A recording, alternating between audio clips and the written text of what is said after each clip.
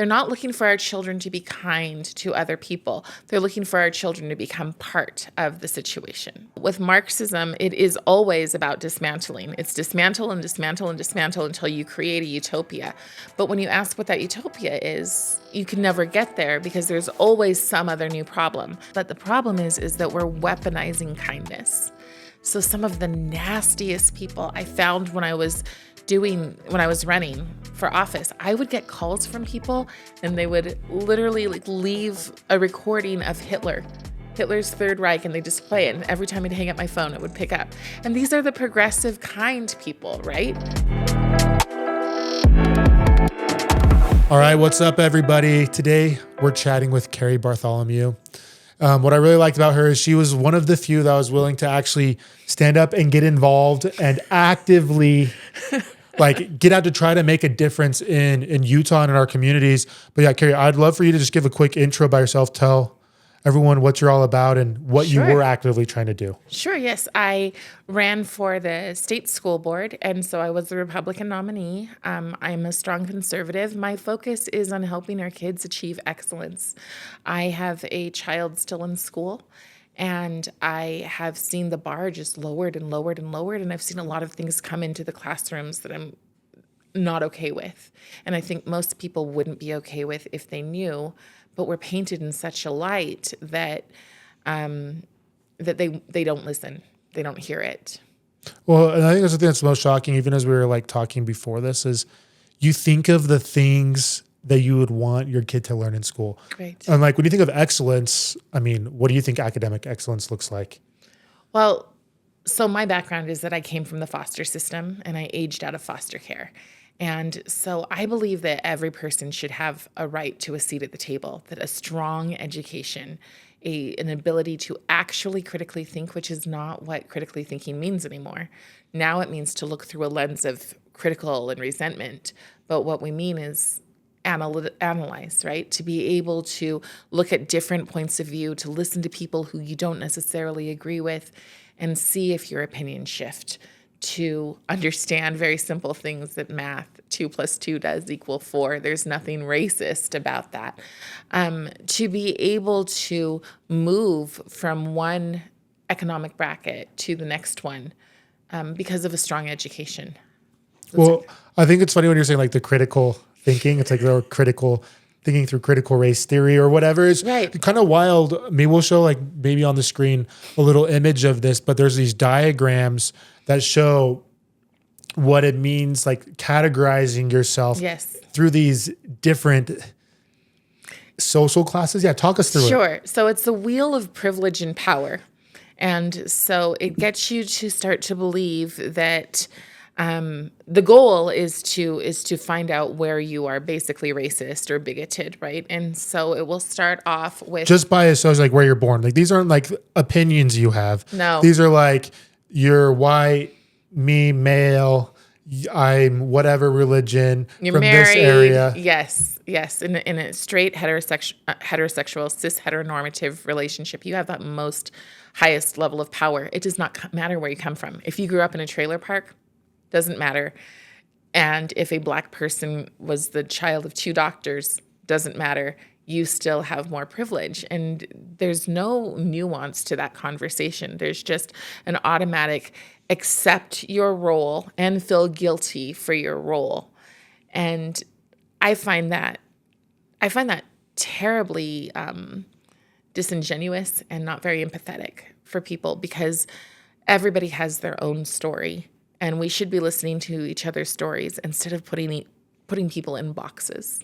Well, just putting people in preconceived prejudices. Yes. Where it's so funny to me as you talk to a lot of these people or see this new education reform, it's instead of being empathetic and accepting of people, because that's what most of the left is built around, right? Is being accepting and loving, and we need to accept and love everybody, which it's actually the exact opposite. Yes. And it's very put you in a box and say, hey, this is what you have to believe. This is what you have to learn.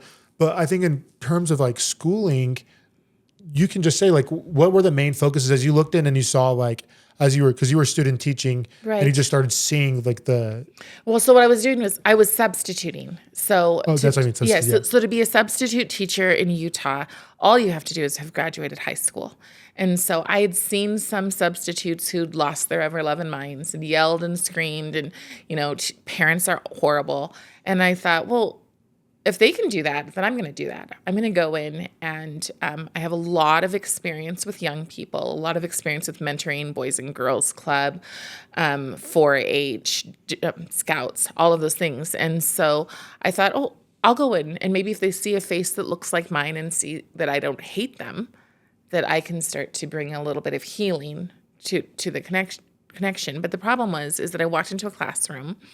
And I'd seen a few things that I was concerned about, but this one classroom had 3 books on the teacher's desk, and I was subbing so that teacher could go and teach what was on the desk to other teachers. So they were teaching When the World is on Fire, which was how to bring politics into the classroom, which is something that we are not supposed to be doing.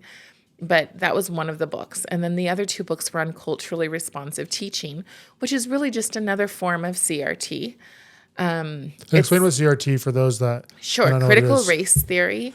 So, or it's really about first teaching every single child why they are oppressed, starting with race.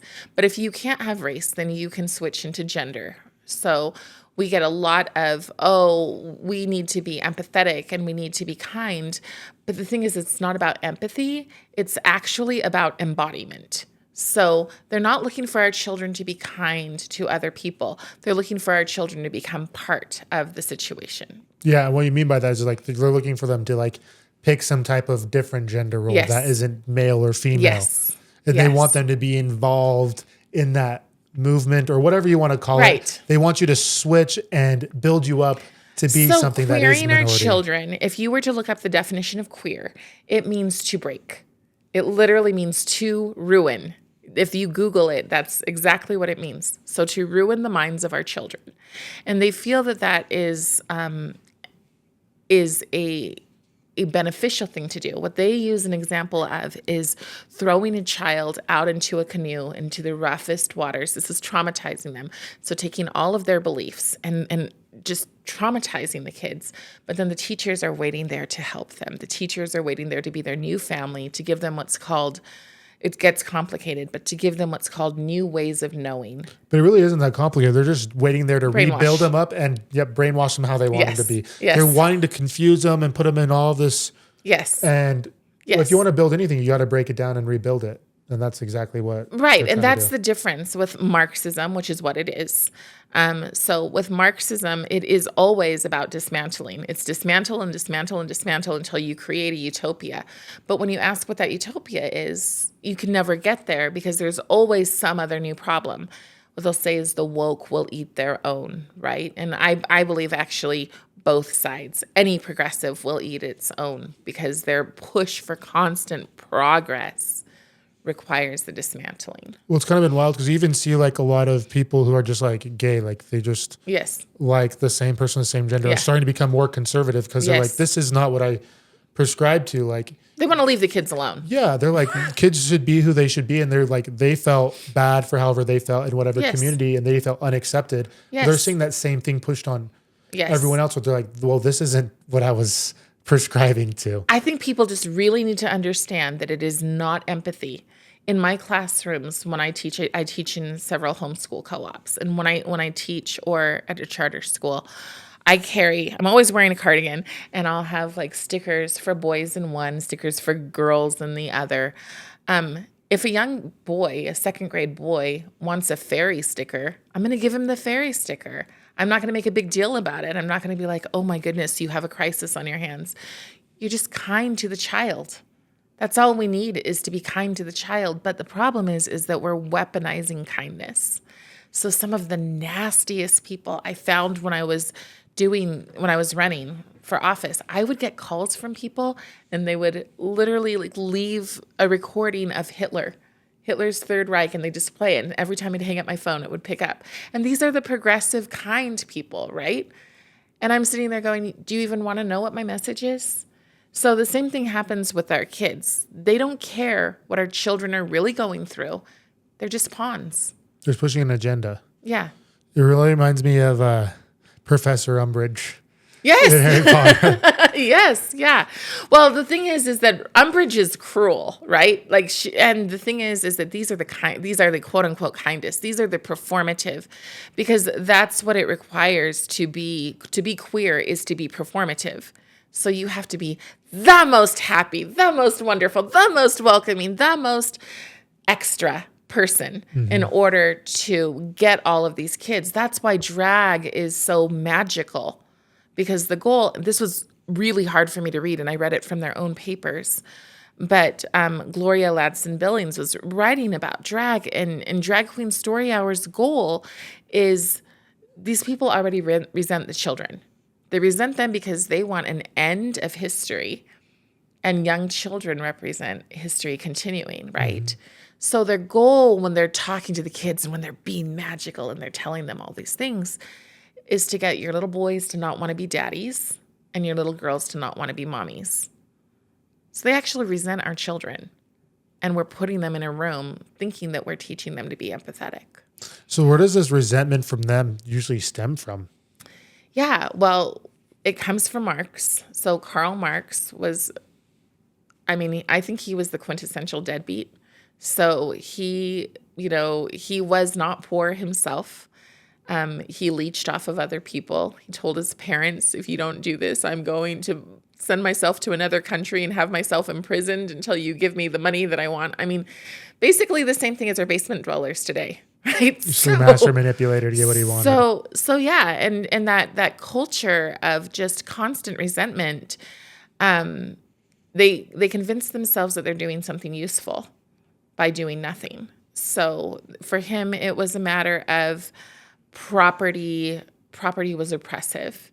So even though he had property, even though he did have things, his narrative was that it was oppressive. And so he went into these classes of people in other countries who really were oppressed, right? They were working for people who were just exploiting them. So you can understand where that narrative came from.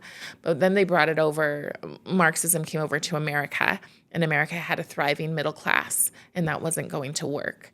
So because middle class people were like, yeah, life's good. I'm fine. I don't need a mansion. I at least am not sleeping with my cow. So that sounds terrible, but anyways. But people had times for like their family and to eat the food they wanted, and to go on vacations. Yes. Yeah. And it's like, maybe not vacations, but yeah. But they're still they had a living, roof over their house, right? And they were warm and they were comfortable. And yes, as our middle class began to thrive, they realized that these are people who followed Marx. So Marx is dead at this time, but they realized that was not how they were going to win the new people. So then they call it Marx, Mao, Marcuse, Mao Zedong, right, in China. But what they would do is they went to what they called the ghetto classes.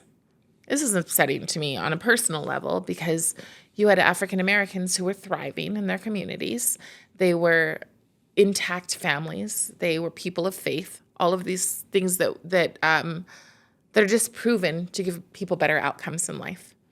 And so what they did is they started kind of whispering liberation. Life isn't fair enough to you. Sorry, dog. Life isn't fair enough for you. You need more. And yeah, I'm not saying that it was a perfect world by any means, but they were upwardly mobile. And then they taught them to be resentful. They taught them to be bitter. They taught them all of these things that stagnated them. It paralyzed an entire society of people. I want to be careful, not an entire, because there were people still thriving. We never get to hear those stories, though, right? So after, how I look at it is, you want to hear something shocking? Yeah. Is like, so I did door-to-door sales one year. I went to San Antonio, Texas, and when I was there, I was shocked by the number of communities that were like actually really wealthy Black communities. Yes. Tons. Yeah. And I was like, I don't know, a little embarrassed that I was like surprised. Oh yeah. To me like too. go to these neighborhoods that were like predominantly Black neighborhoods, and but they were like super nice houses. Everyone was super affluent, super nice. And I'm like, that's just so weird. I mean, yes, maybe I live in like a bubble of Utah where pretty much Right. everyone's white. But Right. you almost, I don't know, I never really thought about it too much. And now that we're talking about it, I'm like, yeah, definitely feel We were like taught that taught that though. like most black people live in the ghetto or Yes. whatever. But as I went out and sold more, I realized there is a lot of really well off black people that are doing really well and are And they have been since the beginning of time. Like the first, so the first person to own slaves in America was a black man. So, and we don't hear that story, right? We only hear Rosa Parks, Martin Luther King, oppression. This is what happened. But there were people who've been thriving. There were reverends, there were judges. There's a whole town called Covert, Michigan, where it was settled with freed slaves and Quakers, and they lived together. And this was like 100 years before the Civil Rights Movement. And they were thriving, but we don't hear those stories, and that's intentional because then we won't have that resentment. We won't have that manipulated empathy of, oh, these people can never achieve. And to me, that was the hardest thing in running, that nobody wanted to have that conversation. Why do you think we can't achieve? I'm sitting in front of you, somebody who put myself in foster care when I was 8 years old. I aged out of the system. And meanwhile, I'm running for a very high position in the state. Why do you think we can't achieve? Why do you think we aren't inherently as smart as someone else? Because you've been taught to pity us. So if you want to talk about systemic racism in the schools, let's talk about the teachers who have been taught to pity our children instead of walking in and going, oh, they are just as capable. and challenging them. Yes. There was this amazing man that I met. He came here with the Woodson Institute, and he went to the Middle East, and he taught at a school where whole villages had been blown up by Saddam Hussein. And so these were paraplegics. These were very deformed people. And half of the school's professors were saying, we need to take care of them. We need to basically coddle them. We need to make life easy for them because they've had it so hard. And then these other professors were saying, no way. We want to make it, we will give them the aids that they need to get to the point, like if you can't write, you need some kind of assistance there, right? But we want to make people who are capable, who are truly resilient. And that is one of the huge problems that I've seen in schools, is that we're changing words. So resilient now means going into a room with a stuffy and doing this because you can't handle getting through a class. How is that resilient? So especially for like our high schoolers, that makes no sense. 100%. Or self-sufficient. Like, Yes. how are these people going to leave high school? Because in the past, there's like, it seemed like the goal of high school is to prepare you to leave home. Yes. You're supposed to leave home and after high school become a functioning adult, go to college, take care of yourself, Yes. and decide where you're going to continue on in your path of life. But now it's like, I don't know what the purpose of high school is, because I even have people my age that still live with their parents that are still trying to figure out what they want to do. And when does that cycle stop? Or like, you know what I mean? Like what is the purpose then? So the purpose of of high school, the purpose of education right now is social justice. All you have to do is spend some time on the UEA's website, Utah Education Association, which is an affiliate of the NEA's website, which is Becky Pringle standing up and screaming, all the things. Like, she sounds like a witch. She's a cackling witch. But when they'll say things like, who cares if our children can read or write? At least they know what an insurrection is. The goal, like, our government is never going to create a school where we can challenge our government or where we'll even want to. Our children are being taught to be socialists right now. And to stay in their place. Exactly. What do you think is like the most concerning thing that you have seen? Like, what's specific examples? Well, I showed you the wheel of privilege and power for third graders. And so I think the most specific and most concerning thing, and the reason that I'm in this race, and this will make me sound, they blasted the whole far right thing, but I believe that a person should be able to believe what they come to believe for themselves. So when schools are teaching our children to be allegiant to the state, when they are sowing into them that relationships, that God is a problem, that you can believe in God as long as it helps you to be generous and kind, right? So as long as it helps you to be obedient. But when you believe that God gives you your sovereign rights, then it's a problem. And that's what I've seen. I've seen a shaming of people who believe in God, even when it comes to like an architecture lesson, when they'll talk about the Islamic architecture, the Egyptian architecture, but when they talk about like American or even European architecture, they shame it. And you just go, what's going on here? You're trying to fundamentally change the way our children think. And that's all the way across the board, whether that's gender, whether that's race, whatever it is. We want our children believing in Big Daddy government. It sounds a lot like North Korea. Yes. Honestly, as you're saying that, Yes. I can't stop thinking. I'm like, this sounds like a lot what North Korea does and what the beginnings. Like Yes. if you look into the beginnings of North Korea, it's the same thing. They just started taking away the identity of Yes. the individual and then your individual beliefs into believing in the state. And anyone who was against the state was wrong. And anyone that doesn't want to be involved in that group is like a heretic or whatever. And they just can't be involved. And that's just, it's kind of crazy because that's the way that we're going. And recently, I don't know, you probably saw this, that Utah was voted the second best education state in the country. What are your thoughts on that? My thoughts are that politics are at play. That's what my thoughts are. Because I see, like I said, I see a lot of kids, right? And so we've got depression, we've got suicide, we've got all of these things. And so I would like to see what their metric is. Because that's we've what got I'm kids asking. who can't read. Who's doing the rankings? Like, who is this even coming from? So I think what they mean, and this is just my assumption, but I think what they mean is the most progressive schools. That's what it seems like. Yes, that's the only way that I can see it, because I see kids who can't read, kids who are we're graduating kids like this, but when we're graduating kids like this who can't read, so my son is moving from a charter school because it ends at ninth grade, into public school. And when his older cousins are calling and saying, hey, can you help me with my math? When they're seniors and he's a ninth grader, there's something not right here. And if this is the best that we can do, so maybe that's it. Maybe that's a better answer, is that if we're number 2 in the nation, that does not say much for our nation. Well, that's what was concerning. Because I know a lot of people that work in the education system, who work at schools, and I hear a lot about teachers that they're like, I wouldn't want my kid learning from this teacher.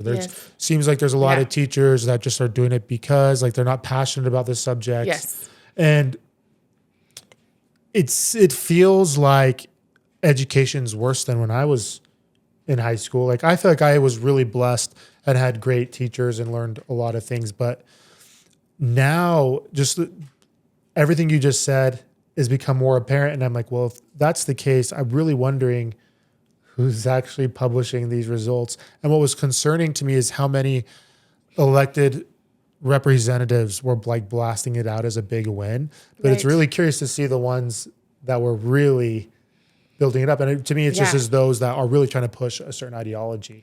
Well, and that's an interesting one because, I mean, I was endorsed by a lot of people, and they know what's going on in education. But again, I think it's politics sometimes. I just think that it comes down to politics, or it comes down that we've got really terrible schools where like 6% of kids can read around the nation, not in Utah, but we've got those kind of situations. And so if you have those kind of situations and you're graduating, I can't remember, I think it was like 92%, but we're graduating kids who probably shouldn't be graduating. The other thing that we're doing is pulling them out for work study, and that work study is a job at Walmart. Not that there's anything wrong with working at Walmart, but that doesn't seem the best use of your senior year. So, or the best preparation for the real world really Yes. to excel. Yes, exactly. So that's you had said that that sounded like Korea, but it also sounds like it's Pol Pot, it's Mao, it's Stalin, and all of those people, red marks. We're literally dealing with a Marxist cultural revolution. I have one book that was pulled out of a middle school, not pulled out, but we saw it in a middle school, and so we ordered the book so that we could read it because it said art for your cultural revolution for middle schoolers. And so these kids, I've also seen a prompt that said, it's a writing prompt for kids, and it's like, my cultural revolution will have this. It will look like this. It will smell like this. These are the people who will be on my team. As a writing prompt for children, they are not, somehow they're leaving out the millions of people who were killed. The fact that children would turn and have their parents killed. They're writing all of that off, and they're just focusing on, aren't we stunning and brave? Aren't we kind and compassionate? We're bringing real change to the world. You need to ask what that change is. And what it's looked like when it's been trying to been done Over and over and over over. again. Just recently as the 2000s. Like if you Yeah. just look at Venezuela, like Yeah. you don't have to look far to go find someone who's literally already lived through this. I think Yes. just this year alone, I've probably talked to at least 10 or 15 people that have fled Venezuela to here. And they see the same signs that were happening in the early 2000s with them. The same things are happening with us now. And they're super concerned because they're like, we just left this. Right. We don't want to go back into this Right. all over again. And if you look at the people who love the Constitution, who love the United States of America, you just look at the countries around us. Most of them come from like anyone that comes from Cuba, Right. anyone that comes from Venezuela, Yes. anyone that left one of these societies that was just going through this. Yeah. They're the ones who are going to speak the loudest. They're also the ones who are devastated. Like they're really having a hard time. I have come to the place where we cannot mock people who don't get it. We have to see them as broken because and I don't mean that in like you're pathetic. I mean that as in who harmed you? Mm-hmm. Who harmed you? Because if we can't take back the compassionate route, we're going to lose everything because that's what they're being love bombed.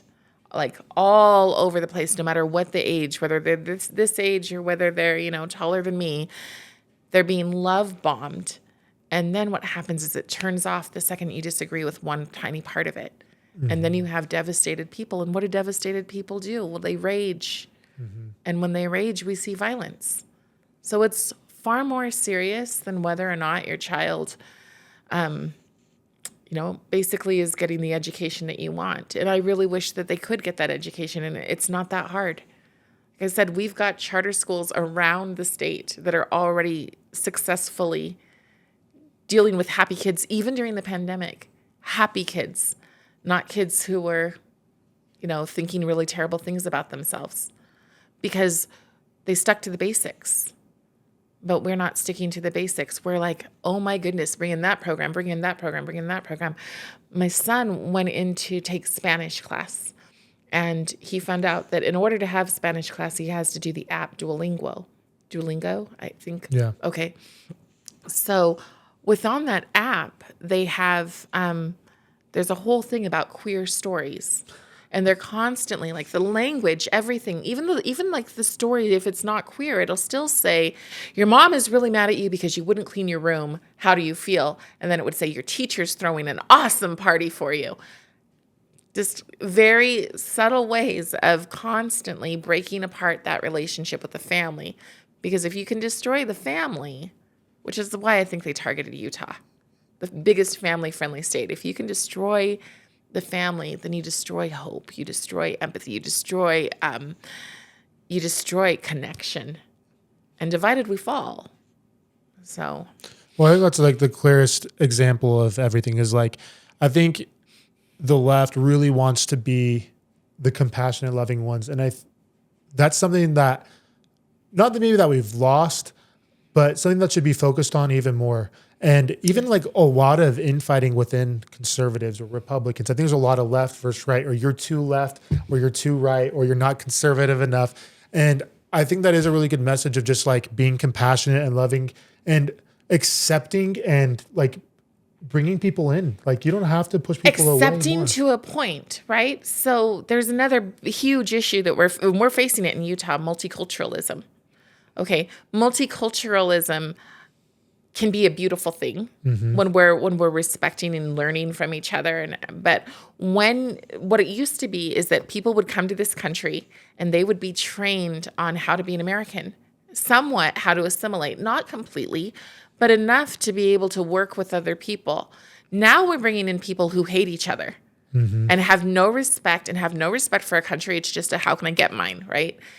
And so when we're told to be tolerant or kind, they mean lay down and be a doormat. Yeah. And that's very, very different than being, maybe that thing doesn't need to be said. Maybe you can just scroll on by because that's a stupid comment that somebody's making. You know, you don't have to exploit it constantly. And instead, maybe put some light out there, because that's the difference between the way the left loves. The left loves with an agenda because there is no hope. Because when you're taught what I call critical resentment theory, you're taught to always see things in this lens of what can I get and who's oppressing me and how can I dismantle, right? So if you're taught all of those things, you don't naturally have love in your heart. It's like, how can they oppress the person that's making them the victim? Yes. Like, how can they get back and I'm the victim, I'm being attacked. And so, I think that is really important. Like, I don't know. I think there's just a lot of lack of empathy, real empathy all around. Yeah. And then just common sense. There's that. And what I hope people get out of is if their parents, they get involved and can see what their children are learning, find a school that does teach what they want their kids to be taught, and just be involved. Because I think that's what it's going to take now, is just involvement from the parents, involvement from the community, to really gather around and discover what their ideals are. Because right now I really don't think it's a battle of left versus right as much as it is a battle of ideals and of values. Yeah. And I think it's important now more than ever for people to decide, what do they truly value? What are their ideals? What is excelling in school? What does success actually mean? Does success in life mean cultural identity and all of that kind of stuff? Or does it mean actually learning and progressing through life as a responsible citizen and individual? Absolutely. No, I think that it's a matter of we have to counter the revolution. And so we have to create community. We have to offer something better. Because if you're just fighting against something, you're going to lose steam. But if you're fighting for something, and so I think that even if, because there's a lot of people who can't, for whatever reason, maybe a charter school has a lottery and they can't put their child in them, or maybe they really support the public schools because that's the way they grew up, and whatever else. In your home, you've got to know the truth. And I always tell people, you have to start with not in my home, not in my school, not in my community. And so if you can start with that, and we can bring back the things that have worked, the common sense things, the idea of having kids outside playing night games, right? So that instead of just in their own little holes, probably watching something violent, instead they're out playing. And then when someone like Harris is out there spewing hatred, you're not going to look at your neighbor and go, yeah, that's right. You're going to go, but I know them. I eat with them I eat with them once a month. There's no way. And I think that that's the way that we heal and we protect. And we have to do that. We have to intentionally do that, because they are intentionally dismantling. I love that. I think that's a perfect place to end. So thank you so much for chatting with me. Hopefully we can do this again, because I think over the next few months and year, I think there's going to be a lot of new things and information coming out. Absolutely. Thank you. Thank you.